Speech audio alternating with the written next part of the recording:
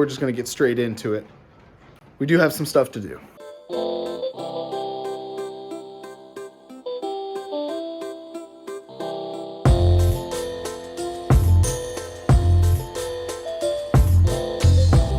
Those two controllers are going to get done. I may wait on this. I may have someone that wants to learn how to do this. So we'll wait to just put this over here for right now. And then someone's talking about these PlayStation 3 Rock Band guitars. And unfortunately, I have to test them out really quick, but they wanted to know if they at least turn on. And so I'm just going to put some batteries in them, make sure they work, and then go from there. We have 2 eBay sales today, and surprisingly, I sold 2 things. One I just listed. Surprising thing. This Game Boy, Nintendo Game Boy case for $10 sold on eBay. So I now don't have any more of the vintage Game Boy cases. And the thing that sold is this emerald green PlayStation 2 controller that I just posted last night. So that was $30 plus shipping on top. So those 2 will get packaged up in a second and then shipped out. Things up just a little bit because the customer was asking about some of the Rock Band stuff. And you know what? Looking through it. So the Rock Band actual drum set powers on. It does not have a back plate, but it does power on, and I can't confirm if the kickstand works or not if I can't test it with. The one thing about PS3 Rock Band equipment is they all need separate dongles. So the drum needs the dongles, the guitars each need dongles. So all of these 3 either have no power with batteries. The battery compartments are kind of rusted, and it's not worth my time to even try to fix it or look through it. So those are going to go to Goodwill. There is one in here that does power on. It just is broken and kind of jank, and I'm not going to sell that for $25. And then we tested the Tony Hawk thing. We actually got that to power on. Maybe we'll test it a little bit more, and then I need to put back up this keyboard. So that clears out this kind of area right here. Essentially processed all the drums. You can come over here, the guitars. 2 different ones, the Sunburst one. And then we got the regular Fender. And then we got the keyboard. Significantly more room now. Give credit where credit is due. I took both of these apart and I was like, great, I'm gonna have to solder the cables or just change set shells. No. Nintendo, thank you. They're quick connects. All I have to do is disconnect this cable from this cable and flippity flop and I'm done. Couldn't do that with the N64 controllers? No, you don't want to do that, but they did it with the Super Nintendo. Why?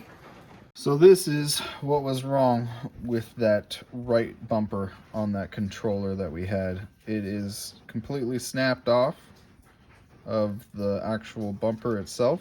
So this holds right in here, goes into a little hole that holds it, so you could just press it and it pivots on. Unfortunately, I mean, I could try to super glue it, but it's probably not going to hold for very long. And this is just the test controller. It's pretty wet and rainy. I don't expect a lot of people showing up today, but we are getting some stuff done. Super Nintendo in stock. We changed out that controller for the Super Nintendo. Honest, how amazing and easy that was just to quick connect the cables, put the cables back in. Now you got a good cable with a good controller. Nintendo, what happened? You had smarts, then you gave up on the N64 controller? I didn't even know that there was a quick connect and disconnect for that cable in those Super Nintendo controllers until right now. And I've taken hundreds of N64 controllers apart at this point and changed sticks.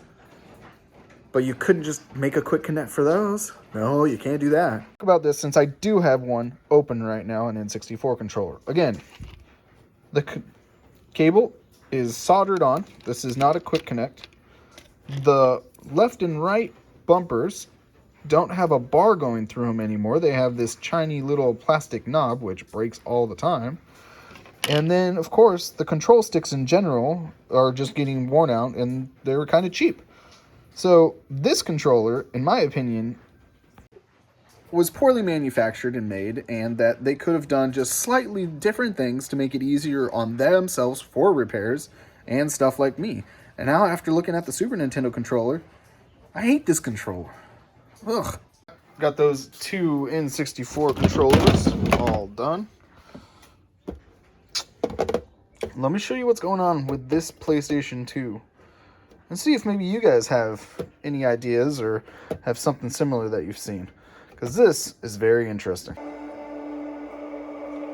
It's definitely not working properly. It's probably some chip or something that needs to be resoldered at this point. But it's reading the game, so that means the CD and disc tray work perfectly fine. Just whatever. Is it worth to even take it apart? To even look at it? I'm gonna say no. This goes into the pile of misfit PS2 fats. This is the pile. And here's another PlayStation 2. Fat for the pile. Will it fit? No. So guess what? I have more in the back. Let me take you around. I got so many PS2 fats. There's a bunch of stack of them right there, and there that goes. I decided, what the heck? I got two more PlayStation 2s that I need to test really quick and see what's going on with them. Let's try them out. Pull out the disc in. I'm gonna restart it. Nope. Oh, did something. And it's not. All right. Not read this. All right. Next one.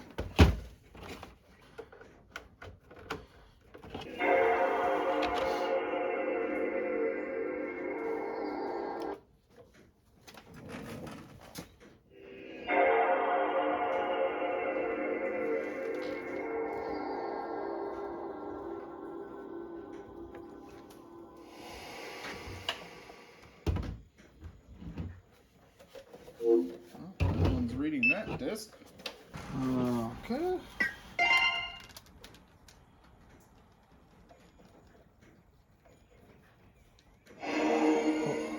Let's eject it. Nothing. So this is not reading dual layered discs. So they both don't read discs. We got a PS3 here. Let's see what's going on with this guy. I'm able to get to the main menu. Looks like it's loading. Let's grab a game. Which game do we want? We've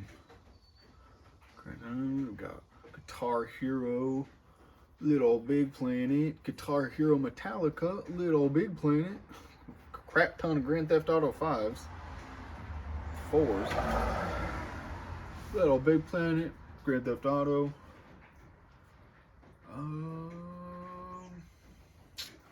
I think we're gonna go with Metal Gear 4. Let's test it out. Right, let's see if it reads the disc. Takes it in.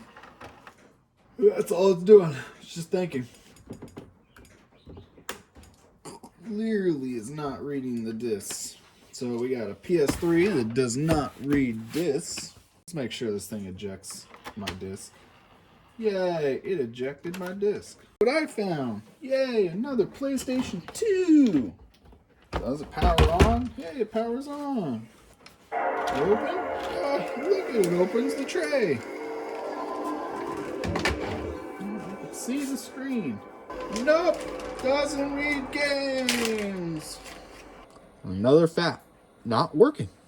This should be good. And some jacked up Xbox 360. It didn't have a hard drive. Let's see.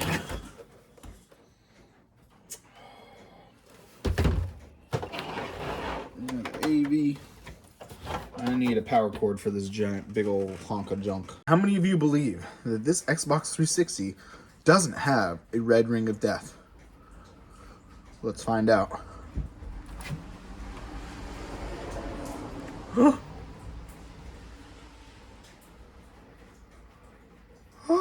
Oh my, look it. Don't mind the screen. The screen is that color because this TV does not support component cables, but that's okay. What it turns on is a good old Xbox 360s. Oh, you fucking piece of shit. We got Portal 2. Let's see. It ends up working. Sounds like it's trying. Unrecognized disc. Let me show you.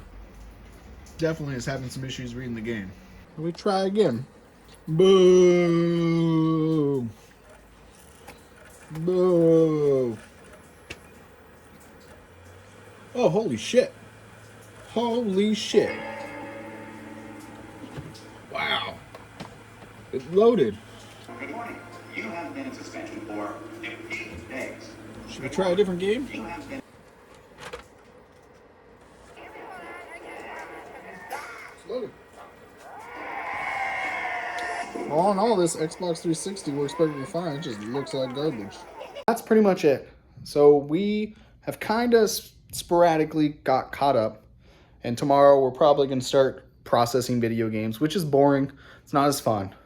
And if you guys want to see tutorials or see how I take apart and adjust or change lasers and maybe get into more details and better videos, you let me know in the comments below. And until next time, don't forget to level up.